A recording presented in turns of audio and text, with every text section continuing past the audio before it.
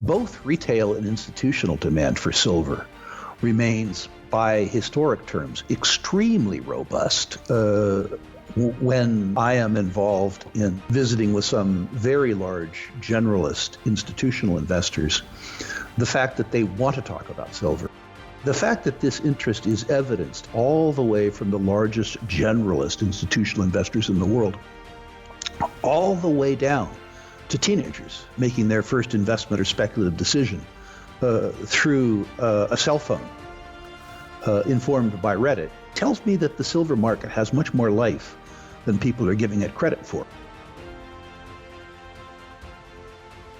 This week's specials with Miles Franklin Precious Metal Investments. 1 ounce 2021 Silver Britannias for only $3.75 over spot. And 2021 Silver Australian Kangaroos for only $3.95 over spot. Call us at 1-888-81-LIBERTY. That's 1-888-815-4237.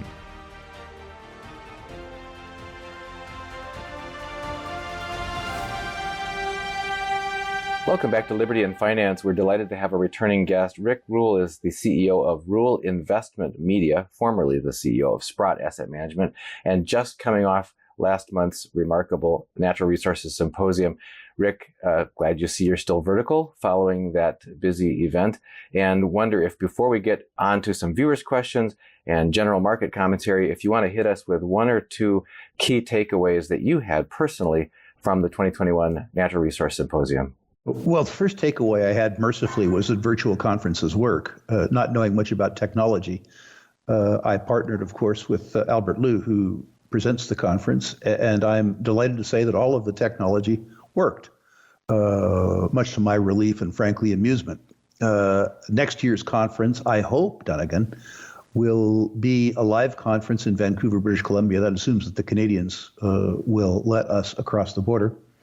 But we will have a virtual overlay, which is to say we will live stream it, and we will have some video-only features with monitors around so that the people who attend physically can make use at their leisure of the video pieces. One of the things that's always been a problem with a conference is that we have so much to say in a fairly short period of time. The good news about a video conference is that people can toggle from event to event in the same time frame, and of course play them back over the course of the year. But using video allows us to have more conference features that occur actually before the conference. So next year, I'm planning on doing an hour-long video program about how attendees should interview mining companies so that people understand what questions to ask. And I'm going to do a half an hour-long program, which attendees are more than welcome to view, explaining to exhibitors how to interact with attendees. In other words, how to tell their story plausibly and intelligently and non-abusively to a retail audience. Those are the sort of things that both constituencies, the exhibitors and the attendees, can review before the conference so that it won't take time from the conference, and also so that both constituencies derive more benefit from the conference, something that we're looking forward to doing. You're making me remember earlier in the late spring, early summer, you and Albert and so on put together a mini conference called Robinhood, Reddit, and the Rise of the Retail Investor, which I love the title, but it came at a time when we were just coming off the heels of the legendary January 31st into February 1st silver squeeze through Wall Street Silver and all that sort of thing, and the Reddit crowd. And then you've got the Robinhood investors and so on. You talked to us about some of the dynamics that emerged from that, but it seems like what you're deciding here is that there's some room for coaching in terms of how to facilitate making this all work even better for people. I think there's a lot of room for coaching. I sat into anonymously several sessions at my own conference, not identifying myself so that the room didn't sort of defer to me. And it occurs to me that I'm better at it because I don't have a life. Attendees who are, owning a small business or engaged in something professional, or even retired people who care, frankly, more about their books, their garden, and their grandchildren than they do about gold stocks, would necessarily not have thought as much about the process of interviewing companies as I have. And I can fairly easily, I think, distill 45 years of experience into a session that, while it won't be, a master's level course, will certainly improve attendees' ability to get enough out of a company that they can decide whether to devote themselves further to the company. Similarly, too many companies spend a lot of time talking about things that are probably less germane to an investor's decision. And I think if you strip superfluousness away from a discussion, that attendees are much more likely to sit through the presentation and benefit from it. As an example, we have Daniela DiMartino Booth, we have Jim Rickards, we have a variety of big picture thinkers. I don't think that an issuer needs to spend 12 minutes of a 20-minute presentation talking about the dynamics of the copper market. They need to talk about their copper, not the dynamics of the copper market. Too many issuers default to a presentation on commodities where they're probably the seventh best presenter on our agenda. So I think there's lots of room to improve the performance of both constituencies in the conference. All those comments were about how to get the most out of a conference, how to get the most out of understanding a company's prospects, or how to make sure you present your company's prospects well. What were some surprises or at least light bulb moments for you personally about either the industry or particular companies or the dynamics of the market that came out of the conference? The part of it that I like the most is always the Living Legends panel. The Living Legends panel, for those viewers of yours who didn't attend the conference, is where we showcase executives who have built from scratch multi-billion-dollar companies, penny stocks that became industry stalwarts.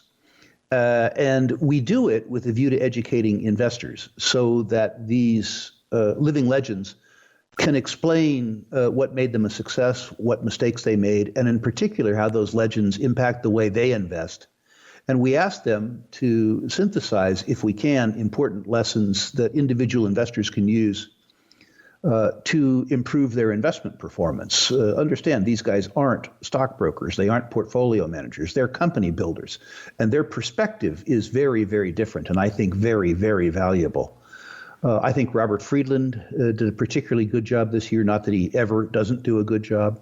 I think Ross Beatty gave a very generous presentation in terms of understanding how individual investors can learn from the mistakes and the successes that he's enjoyed in a 40-year career. And that's always my favorite part of the conference. All right, so let's talk about something you touched on just a few moments ago, and that's about the overall metals and mining markets, that sort of thing. What people want to know right now, and as they often do, is what's going on. We've certainly seen major moves in the past 2 years, up and down and back to the middle, on metals and equities, mining companies, exploration companies, etc. Do you have your personal viewpoint you can share right now with us about what you consider to be the most key observations and dynamics about the major markets that you're watching, and so that people would do well to keep an eye on as well? Yeah, I think in our last interview, Donegan, I accidentally got timing right. I don't hold myself out to be a market timer. But I had suggested, you may recall in that interview, that with regards to precious metals, that the malaise and that the decline that we had seen was normal and natural, given prior bull markets, and related as much to the Fed's decision to let the interest rate on the 10-year Treasury increase. I suggested that the economy wasn't likely to stand higher interest rates too well, and that the interest rate would have to decline, which would, from my point of view, logically lead to an increase in gold price, and then recovery in the share price of gold miners. Lo and behold, occasionally I'm right, and it appears that I was right with regards to that call. I continue to believe that we are still in the first half of a gold bull market, and investors who are new to the gold market need to understand that 10, 15, 20% cyclical declines in secular bull markets are very common. They're unnerving, but the gold market doesn't exist for your stability and your peace of mind. That's not its function. So you need to accommodate these things, and you need to keep the faith and stay the pace if the underlying dynamics that cause the gold bull market are intact. To refresh people's memories with regards to those, they are, in no particular order, quantitative easing, which is counterfeiting. They are debt and deficits, the unsustainability of our level of government debt in the United States. Most importantly, they are negative real interest rates, the fact that other conventional savings products cost you money on an annual basis means that gold is competing with other savings instruments that are, as Jim Grant would say, return-free risk, an easy fight to win. And then finally, the market share, of precious metals and precious metals-related securities. That asset class comprises less than 0.5% of private savings and investments in the United States of America, down from a 3-decade median of between 1.5% and 2%.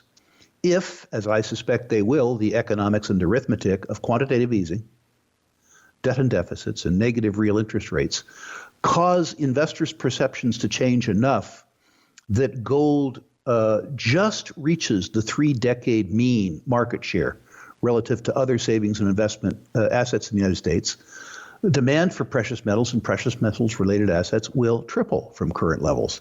That's precisely what I believe is going to happen. And I believe that resumption is on the way. Sorry for that long-winded answer, Dunnigan. No, that's fine. And can we zoom in on that? People have been talking about this big cup and handle formation where they're saying, oh boy, gold and silver seem to be primed for a breakout at some point. But that kind of talk has been going on since 2011. So do you believe that people should just calm down and just keep looking at fundamentals and not be holding their breath? Or do you feel like we really are on the verge of something in the next, months or quarters or something that are going to be a significant move higher in the metals markets? Both. You asked me what I believe, and so I'll tell you what I believe, but my beliefs aren't a fundamental. People who are going to base their investment decisions on my beliefs are going to be very, very, very sad people over time. People need to have their investment actions rooted in their own beliefs. If people agree with my thesis that gold does well when people are concerned about the maintenance of purchasing power in other fiat-denominated savings products, then gold will do well and probably do well sooner rather than later. But it's instructive, too, that people form their own paradigm, develop their own prejudices. And I would suggest that people, and perhaps you and I can do a segment on this at some point in time, people examine the Barron's Gold Mining Index, which gives you 55 or 60 years of history, so that you can see, and I'm not talking about technical analysis, I'm not talking about double tops or triple bottoms or cups and saucers. I'm not talking about anything like that. I'm talking about using the chart as a visual aid to understand, if you will, the DNA of bull markets and bear markets. When you do that, you are much more able to stand the vagaries of the current market and much more able to develop a plan. We've also talked with you in the past recently about the increased difficulty in the last year of acquiring physical silver. You gave us a rather extreme example of 50 million ounces or more of having to basically drain North America and elsewhere to try to fill up Sprott's vaults there. There's a specific question from William H. who says, is the Sprott Physical Silver Trust finding it easier or harder to get physical silver bars these days? The market for investment quantity, which is to say 1,000-ounce bars or above, silver market has never disappeared. It used to be that we could get filled in 5 minutes or 6 minutes from several sources. The idea that we had to go to Europe to get filled rather than going to Ottawa or New York or Chicago was brand new. We are finding more liquidity in the institutional market, meaning that, as an example, and I don't want to be quoted on this because I'm not involved in the process so much anymore, but meaning that rather than having to take gold out of London and fly it across the Atlantic, silver, we are able to find silver in New York or Chicago and truck it. Trucking it, believe me, is cheaper than flying it. So we prefer that alternative. We are just now beginning to see the premiums come down in retail physical product too. as some of the COVID-related shutdowns that have hit the refineries so hard are beginning to back off. The refineries, of course, can take 1,000 or 10,000 ounce products, melt it down, re-refine it, and turn it into 1 to 10 ounce products, retail products. So the tightness involved in retail products is beginning to decline, although there are still extraordinary shortages of popular products like Eagles and things like that. I mean, truly extraordinary shortages. And it's interesting to see that even as the enthusiasm around some of the Reddit crowd subsides, both retail and institutional demand for silver remains, by historic terms, extremely robust. When I am involved in visiting with some very large generalist institutional investors, the fact that they want to talk about silver, the fact that I don't have to bring up the subject of silver, but they say, rather, you have some experience with the silver market. Can you tell us about it? Can you talk to us about the thesis? Can you talk about the way that you see the silver market behaving in the last half of a precious metals bull market? This interest among very large generalist investors who can go to any investment class in the world that they want to, ones who might be more attracted to gold than silver because of its historic attributes.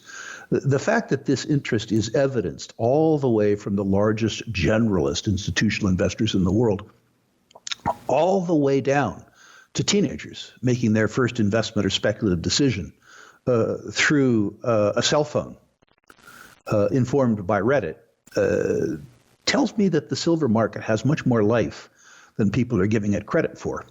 And Dunnigan, I want to say, this doesn't have to happen, but I want to say that in my experience in the last two precious metals bull markets, silver has been a late cycle mover. The precious metals bull markets have been dominated in their first half by gold. But when the narrative takes hold and the momentum investor comes into place, that momentum investor shifts to silver, which means that in the last two bull markets that I've experienced, the latter half of a bull market has been silver dominant rather than gold dominant. My suspicion is that if this bull market, like its predecessors, is a decade-long affair, that we are a year or so away from entering the second half. And that could be easily, once gold reestablishes its momentum, silver dominant. Now, related to that is this question from R. Matt, and I think this goes back to what you were just saying about the easing of some physical availability. R. Matt says, why are silver premiums dropping?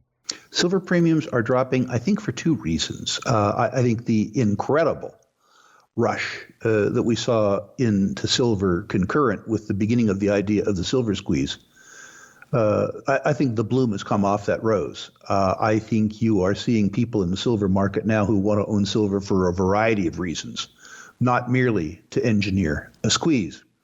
The second thing is that some refineries, particularly in Switzerland, that were shut down as a consequence of COVID have reopened. And so there is a slight reduction of marginal demand at the same time that there's a fairly dramatic increase in supply, which is a good thing. We didn't ever see an excruciating shortage of retail silver product in places like Mumbai or Dubai, places where there have traditionally been very large, very liquid retail markets for silver. They didn't experience an increase in marginal demand because those societies always had demand for silver. And the consequence of that was that the supply and demand imbalances that occurred in those markets were much less extreme than they were in North America. So part of what's happened has simply been a leveling out of silver supply and demand, which is to say that some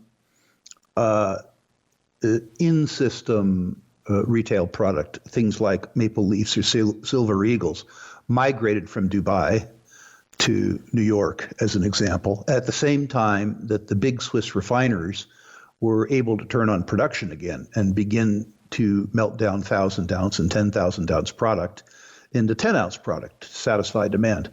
This is just another example of markets working, which is a good thing. They're messy, but over time they work. Is the counterpoint to that what you anticipate if the percentage of overall investable net worth, instead of 0.5% that it's been currently at, or less than 0.5%, rising to its norm of 1.5% to 2%, 2.5%. Do you anticipate a resurgence of that supply-demand imbalance going forward? Dunnigan, please don't use this as clickbait. But if over the next 5 years we see precious metals revert to mean in terms of market share, which is to say if demand for precious metals triples, then with regard to the quote, silver squeeze, you ain't seen nothing yet. I'm not saying it's going to happen, but think about the impact of a market where demand for precious metals and precious metals related equities triples. In a market, the United States, which is 23% of the world's savings and investment assets, we saw precisely this occur in the decade of the 1970s. And I don't think that we're going to have as dramatic a price response as we did then, simply because gold, as an example, was not price controlled at the beginning of this movement. But any time that you have a relatively fixed supply of something, and I'm not talking about the stocks or bonds now, that supply is theoretically infinite, but rather precious metals, anytime you have a relatively fixed supply of precious metals and demand triples, it has an interesting impact normally in terms of price. Normal supply-demand fundamentals don't work so well because most of the gold that's ever been mined in recorded history is still supply. Yes, it's used in some manufacturing purposes, but mostly it's used as a store of wealth and a medium of exchange, meaning that we take it out of a hole in the ground called a mine and we put it in a hole in the ground called a vault. And so literally there is some gold in storage that was mined in biblical times that's still COMEX good delivery material. It's not a function then of the fact that the gold price goes to $3,000 or $5,000 and production triples like it would with wheat or bread. That isn't the way it works. So if past is prologue and you look at prior precious metals bull markets and you overlay the possibility that demand triples, I think there's more upside than many people recognize. We have a couple questions that are on completely different, although related topics. William Mueller says, Rick, I know you consider governments as a risk to investors broadly. Oh boy, have you talked to us about that. Do you see these risks as increasing lately, especially in Canada with respect to Sprott trusts? I don't see a particular risk in Canada to the Sprott trusts simply because governments have simpler, more popular ways to steal. I get that question from a lot of people in the United States. Will the government steal my IRA? Will the government steal something else? That is highly unpopular. Overt theft by government is highly unpopular. But diffuse theft is highly popular. What is diffuse theft? Inflation is diffuse theft. Income taxes and capital gains taxes are not indexed to inflation, which is to say illusory increases in your income or your net worth lead to higher levels of taxation through no fault of your own. And alternative minimum tax, same thing, yep. Correct. Quantitative easing, which is the government taxing you via the specious creation of currency units, is extremely popular. It's theft. Increasing government debt and deficits are theft. They're an income transfer to old people like myself from young people who are going to have to pay the bills. And of course, those are extremely popular with old people who voted themselves all kind of benefits but forgot to pay for them. And of course, negative real interest rates are theft too, theft by spenders against savers. In each of these ways, government is able to steal from you in ways that you, parenthetically, that is to say the population, supports. So I think the risk that the Canadian government will steal privately owned metal in the Royal Canadian Mint is unlikely because that would expose them for the scoundrels that they are. Rather, they will continue to increase taxes and fees. They will continue to print specious currency units. They will continue to run deficits as long as the market allows them to, and they will continue to manipulate interest rates down. That form of theft is extremely popular. Yeah, I just hope people think through, just go through a thought experiment about capital gains, so-called capital gains, nominal capital gains. If you sit there and own a house or a bar of gold or anything, and then the government destroys the value of the currency and that says, ha, now your thing is worth more. Now you owe us capital gains tax if you ever go to sell it because you enjoyed a gain. People say, no, I was just holding my own and you destroyed the currency underneath me and now you're calling it a taxable event. So I hope people think that one through in slow motion because it's just criminal. We have a question that's related about government actions. Eric Muck says, how do you assess the value of mining companies with valuable projects, quote, coming soon, but held up by foreign politics? For example, Pan American Silver and their Escobal project and so on.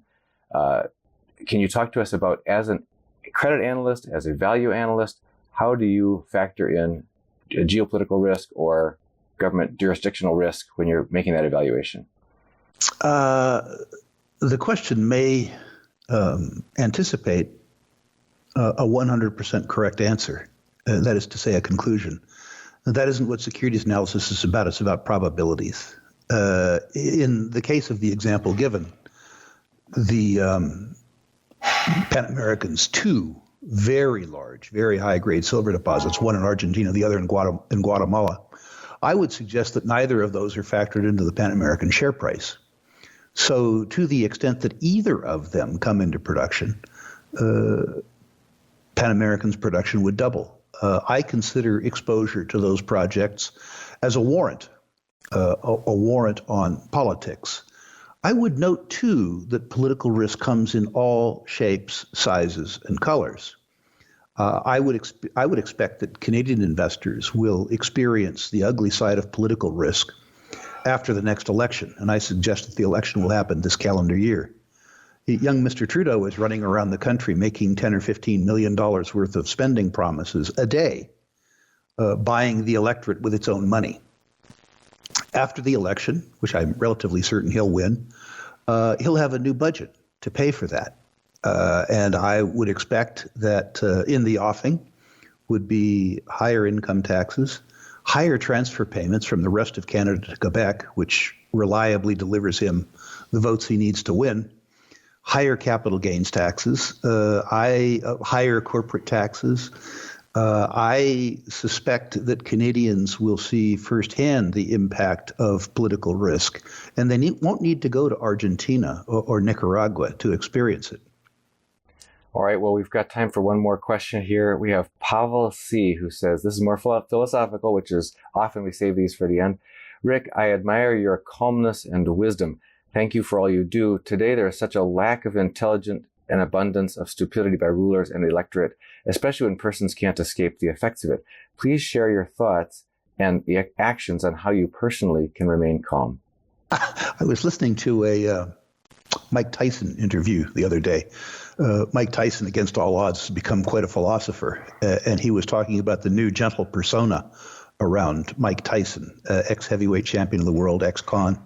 And he said, you have to witness a lot of violence to become as gentle as I have become. What that means is that I have been a speculator and an investor all of my adult life, that is to say, for a very long time. I've experienced a lot of success. I've experienced a lot of failure. I've had surprises, both good and bad, come to me from numerous quarters. And I have learned that for the most part, you have to play the cards that you've dealt. You can bitch about them a little bit, but you're better off bitching to yourself because people don't want to listen to other people complain. What you need to do is you need to craft a response that isn't a vindictive response, that isn't a self-destructive response, but rather a response that gives you the highest probability of winning the game with the hand that was dealt you. And that's what I've tried to do. In earlier interviews, Dunnigan, which the questioner may not have listened to, I described the fact that in my first bull market, the 1970s bull market, when commodity prices all soared for 10 years, I experienced that as a young man, and I enjoyed incredible success. Not surprising, given that the oil price went from $3 to $30 and the gold price from $35 to $850. I made the young man's mistake, substituting testosterone for melanin, of confusing a bull market with brains.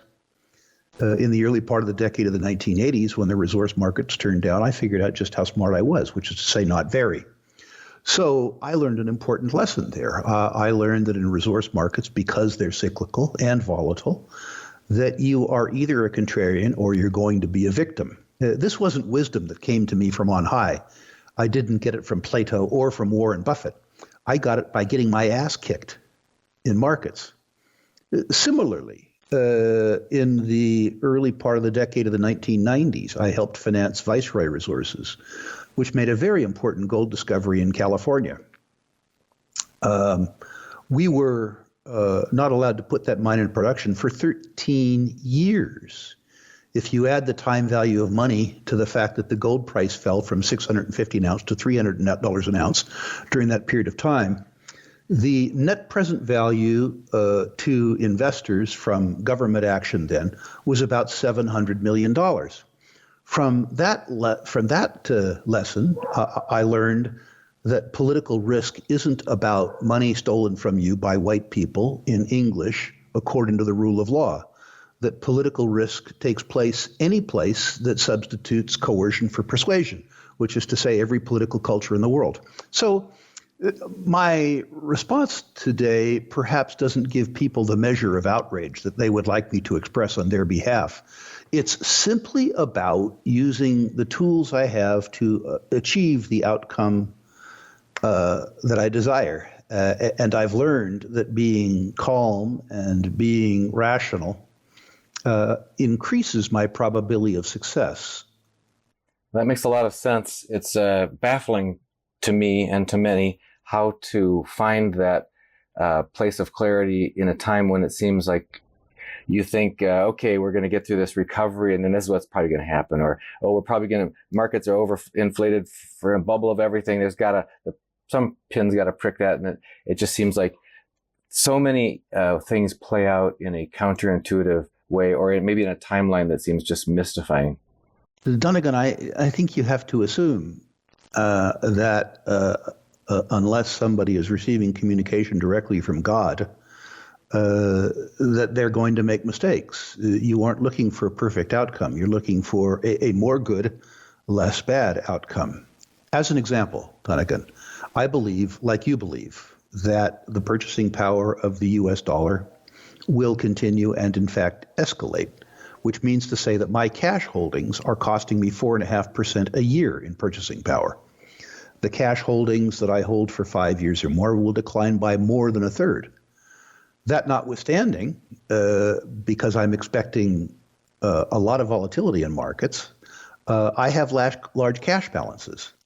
I have the large cash balances not because of any perverse need to be punished by the government for saving, but rather because I have been through periods of time where there was illiquidity and where there was a lot of volatility. And I found that when I had cash, I had both the tools and the courage to take advantage of volatility rather than being taken advantage of by volatility. Another thing, to be honest, is that my definition of wealth is an enhanced sense of well-being. I've had periods of time in my life when I had a lot of cash, and I've had periods of time in my life when I had no cash, and I've noticed that I was happier. I slept better during periods of time when I had a lot of cash.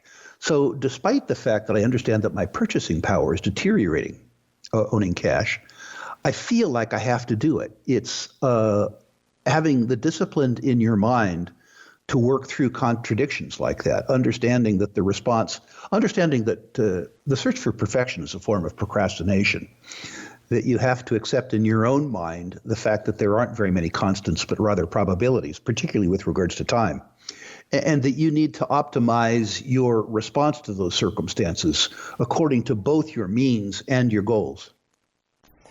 Well, that's all very good food for thought. I really appreciate that on behalf of myself and on all of our audience.